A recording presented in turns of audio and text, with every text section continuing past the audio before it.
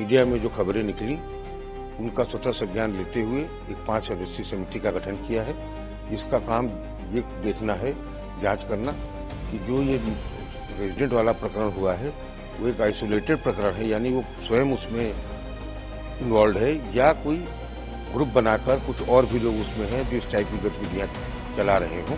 यदि ऐसा है तो बहुत ये गंभीर प्रकरण है।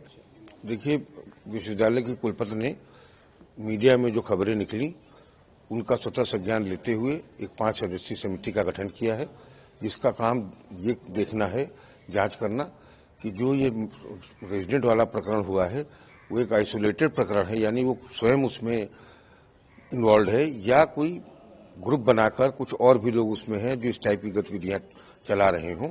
यदि ऐसा है तो बहुत ये गंभीर प्रकरण है। इसको ही आइडेंटिफाई करने के लिए ये कमेटी बनी है और ये कमेटी अपनी पूरी क्षमता से इस बात की जांच करेगी और पता लगाएगी कि क्या कोई और यहाँ पे व्यक्ति, डॉक्टर, कर्मचारी या कोई संगठन ऐसा है जो इस टाइप की चीजें कर रहा है। अगर कर रहा है तो उसको चिन्हित किया जाएगा और कानून के हिसाब से कार्रवाई होगी। इसमें ये भी करो ना, उनकी छुट्टी कैंसिल कर दी जी। आरोपी डॉक्टर की छुट्टी भी थी, वो छुट्टी पे उनको 26 तारीख से जाड़े की छुट्टी पे थे, लेकिन इस जांच को और उनकी आवश्यकता को देखते हुए उनकी छुट्टी को होल्ड पे कर दिया गया है। आज समिति उनसे पूछताछ करेगी और उसके बाद फिर तय करेगी कि उनकी छुट्टी को मतलब वो जा सकते हैं या रुकेंगे। बच्ची कहीं दूसरे प्रदेश से हमारे यहाँ पढ़ने आई, उत्तर प्रदेश में, और उसके साथ उसके अननोइंगली उसको टारगेट बना करके उसका धर्म परिवर्तन कराने का प्रयास किया गया, जिससे उसको बहुत ज़्यादा पीड़ा हुई।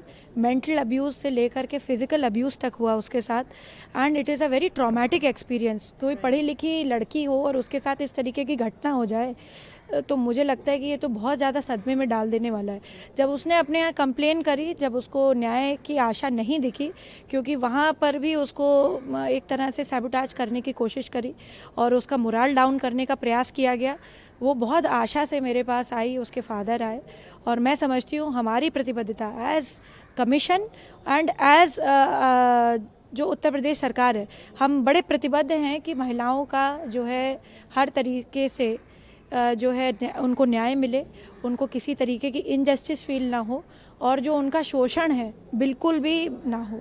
तो हमने यही प्रयास किया। जिस दिन वो आयोग में कंप्लेन लेकर आए, हमने एक प्रेस भी करी, इसलिए करी कि उस डॉक्टर का चेहरा सबके सामने आ सके जिसने उसको परेशान किया था। जैसे लोग इस तरीके की घटनाक्रम से डरें, क्योंकि वो लड़का बार बार उसको प्रेशर बना रहा था। मैं आपको ये दावे के साथ कह सकती हूँ, जब वो महिला आयोग भी आए तब भी वो फ़ोन कर करके उसको परेशान कर रहा था कि जो है आप बिल्कुल मत जाइए वरना मैं ये कर दूंगा, वो कर दूंगा। तो ये बड़ी एक गंदी मानसिकता के लोग होते हैं। तो मुझे लगता है कि ऐसे लोगों को समाज के सामने लाना बहुत ज़रूरी है, और धर्म परिवर्तन किसी के मर्जी के बिना ये अपने आप में बहुत बड़ा गुनाह है। लव जिहाद की बात करें या डॉक्टर्स कहें, दोनों ही बहुत बड़े इश्यूज़ हैं, क्योंकि हमने देखा किस तरह से दिल्ली ब्लास्ट में डॉक्टर्स ही सामने आए थे।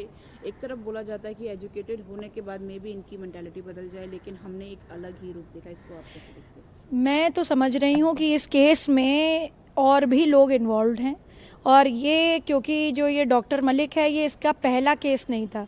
इसने एक शादी करी है, वो भी हिंदू लड़की से करी है, उसका भी जबरन धर्म परिवर्तन कराया है।